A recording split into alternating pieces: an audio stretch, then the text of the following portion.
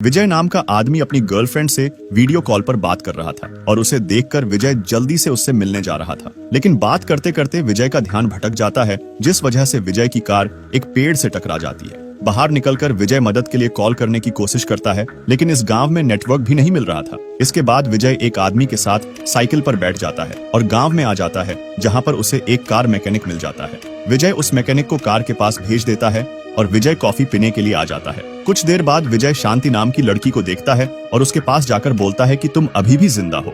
ये बात सुनकर शांति बोलती है, शायद आप मुझे गलत समझ रहे हैं, आपको यहाँ से जाना चाहिए। ये बोलकर शांति अंदर जाने लगती है, तभी विजय उसके ऊपर कॉफी गिरा देता है। इसके लिए विजय शांति से सॉरी बोलता है, लेकिन यहाँ पर एक पुलिस ऑफिसर आ जाता है जो शांति को बहुत अच्छे से जानता था। ये ऑफिसर विजय से पूछता है कि तुम कौन हो और मेरे शहर में क्या कर रहे हो।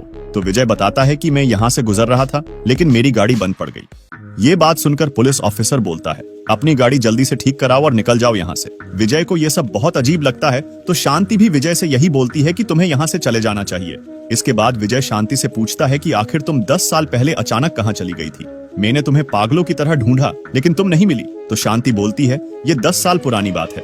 दरअसल शांति विजय की बीवी है, इसलिए विजय शांति को देखते ही उसके पास आ गया था। इसके बाद विजय पूछता है कि आखिर तुम यहाँ कैसे आई। इसके बाद शांति अपने कपड़े चेंज करके आती है और विजय को बताती है कि उस दिन मैं नर्सिंग होम से वापस आ रही थी, तब रास्ते में एक आदमी मिला और गाड़ी में उसकी प्रेग्नेंट बीवी थी। जब मैं उसकी बीवी के पास गई तो उसके बाद मुझे कुछ याद नहीं, और जब मुझे होश आया तो मैं यहाँ थी। ये बात सुनकर विजय बोलता है, तो यहाँ आने के बाद तुमने मुझे कॉल क्यों नहीं किया। तो शांति बोलती है, मैं बहुत डर गई थी, क्योंकि शायद मुझे कोई मारना चाहता था। इसके बाद विजय पूछता है, तुम नर्सिंग होम क्यों गई थी। तो शांति बताती है कि मैं प्रेग्नेंट थी और मैं तुम्हें सरप्राइज देना चाहती थी, लेकिन मैंने अपने बच्चे को खो दिया। ये बात सुनकर विजय शांति को किस करने लग जाता है। तो शांति विजय को दूर हटाती है और पूछती है, तुमने अभी तक शादी नहीं की क्या। विजय बताता है कि मैंने अपनी फ्रेंड अनीता से शादी कर ली और 2 बच्चे भी हैं। शांति अनीता को बहुत अच्छे से जानती थी। इसके बाद शांति बताती है कि शायद अनीता ने ही उन लोगों को मुझे मारने के लिए भेजा होगा, क्योंकि एक दिन जब हमारे घर पर पार्टी थी तब मैंने टेस्ट किया था और मैं प्रेग्नेंट हूँ। ये बात मैं किसी को बताना नहीं चाहती थी, लेकिन मैं गलती से टेस्ट किट वॉशरूम में भूल गई थी और जब मैं वापस गई तब अनीता वॉशरूम से बाहर निकली थी।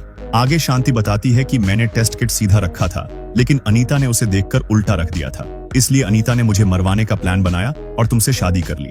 ये बात सुनकर विजय शांति को अपने साथ चलने के लिए बोलता है, लेकिन शांति विजय को मना कर देती है। इसके बाद शांति विजय से बोलती है कि अब तुम्हें यहाँ से जाना चाहिए, क्योंकि शांति विजय के साथ जाकर उसकी जिंदगी खराब नहीं करना चाहती थी। तभी विजय शांति को दबोच लेता है और ये दोनों इंटीमेट होते हैं। कुछ देर बाद विजय मजाक में टेस्ट किट का नाम ले लेता है जो शांति ने यूज की थी।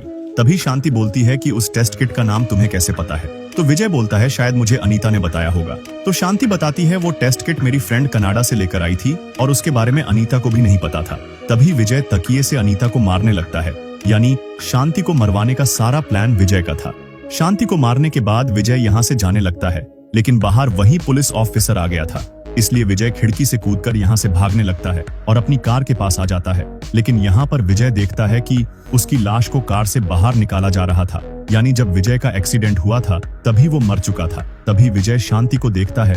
शांति विजय से बोलती है कि मैंने तुम्हें पहले ही कहा था, यहाँ से चले जाओ।